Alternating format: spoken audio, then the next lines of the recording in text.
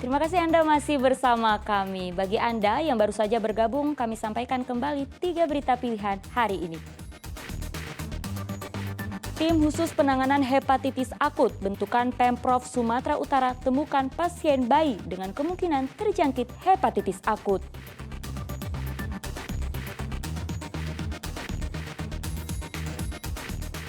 Puluhan warga geruduk kantor Camat Medan Belawan digeruduk tuntutan pembatalan pengangkatan kepala lingkungan.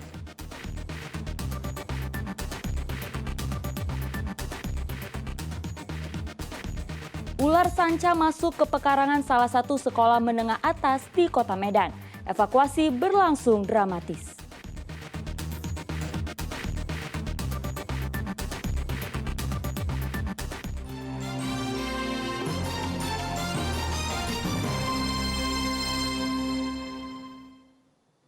Kantor Camat Belawan Kota Medan digeruduk warga, menuntut pembatalan pengangkatan kepala lingkungan terpilih yang diduga menipu warga.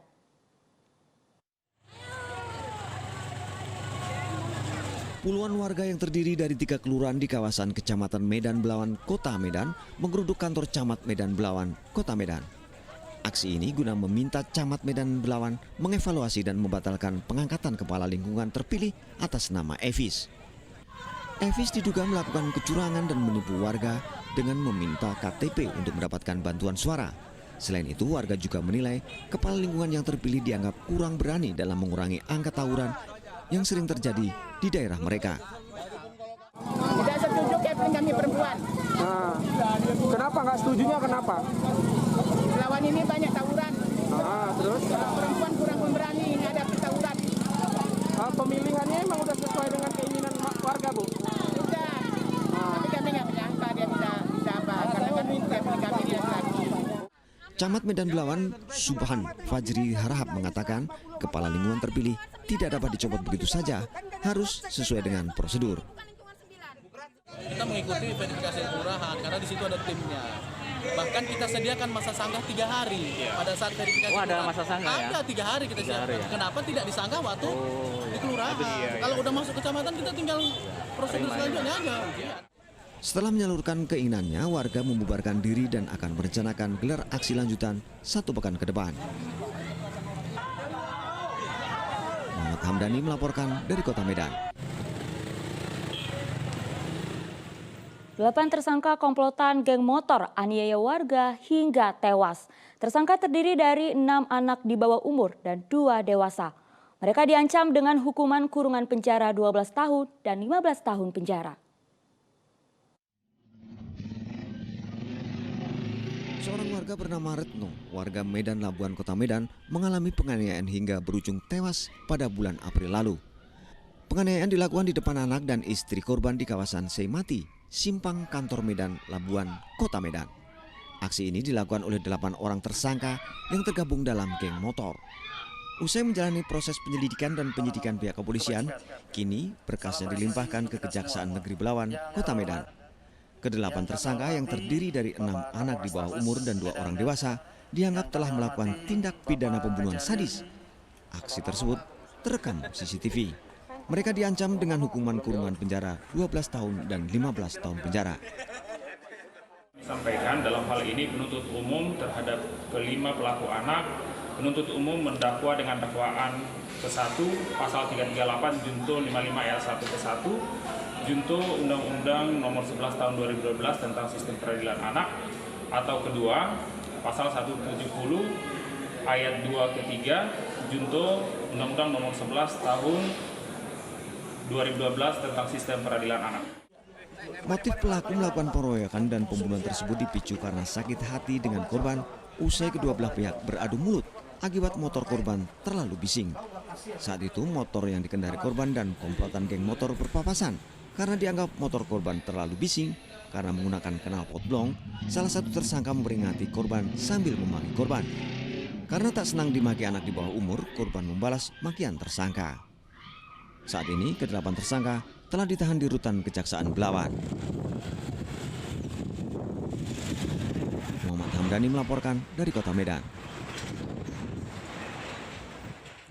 Sebuah mesin air yang masih terpasang dicuri 3 remaja di Kabupaten Labuhan Batu. Meski pemilik rumah sempat mengejar, para pelaku berhasil kabur.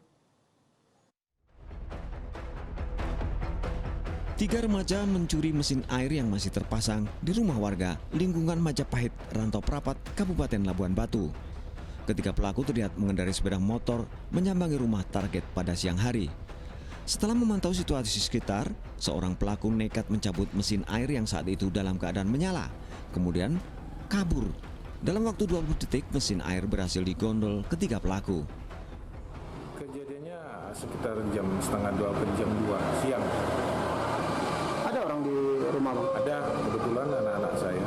Nah, kemudian anak saya kalau di CCTV itu terlihat juga mengejar gitu, tapi udah terlanjur lari jauh gitu pelakunya. Pelakunya berapa orang Bang?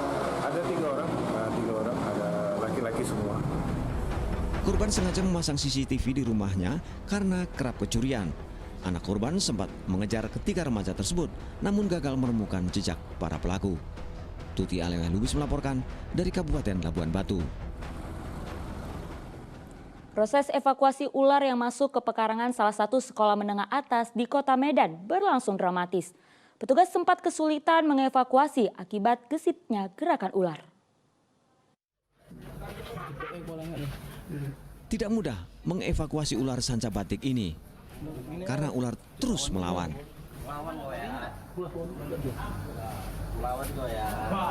Namun upaya petugas unit rescue damkar Kota Medan akhirnya membuahkan hasil. Ular pun bisa ditangkap.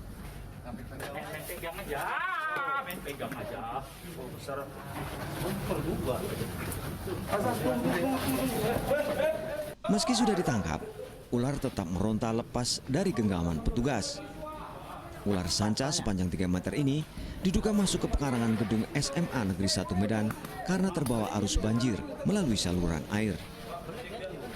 Petugas sempat kesulitan melakukan penangkapan karena diduga ular baru ganti kulit sehingga menjadi agresif. Ular ini sedang atau sudah usai ini, baru saja pergantian kulit gitu. Biasanya agresifnya itu pasti. Tapi kita dapat menanganinya dan kita bawa kembali ke Mako.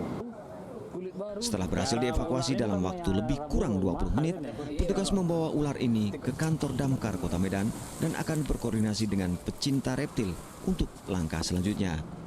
Tuti Alewe Lubis melaporkan dari Kota Medan.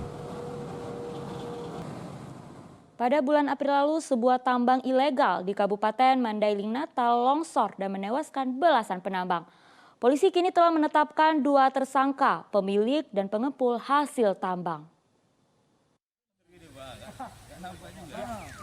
Polda Sumatera Utara menetapkan 2 orang tersangka atas kejadian longsor di lokasi tambang ilegal pada 19 April 2022 lalu yang menewaskan 12 wanita penambang di Kabupaten Mandailing Natal.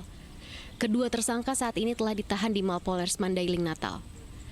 Sebelumnya 14 saksi telah diperiksa, termasuk diantaranya 2 pria yang berperan sebagai mandor para penambang wanita. Polisi juga telah meminta keterangan pemerintah setempat, Dinas Pertambangan, warga desa Perektur Penambang, serta sejumlah kerabat korban penambang. Dari keterangan saksi diperoleh, aktivitas menambang emas ilegal milik tersangka JP memperkerjakan warga tanpa perlengkapan keselamatan kerja. Tambang ilegal ini telah beroperasi selama 3 tahun terakhir.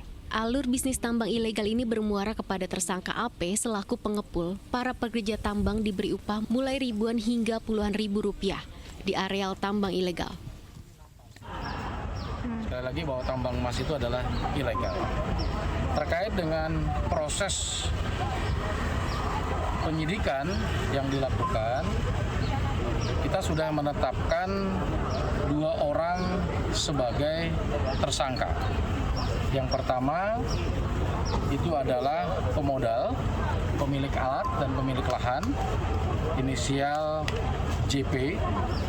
Kemudian yang satu lagi tersangkanya adalah sebagai pengepul atau penerima, di mana para penambang ini setiap 3 atau 2 hari mereka mengumpulkan hasil tambang kemudian dijual kepada pengepul inisial AP.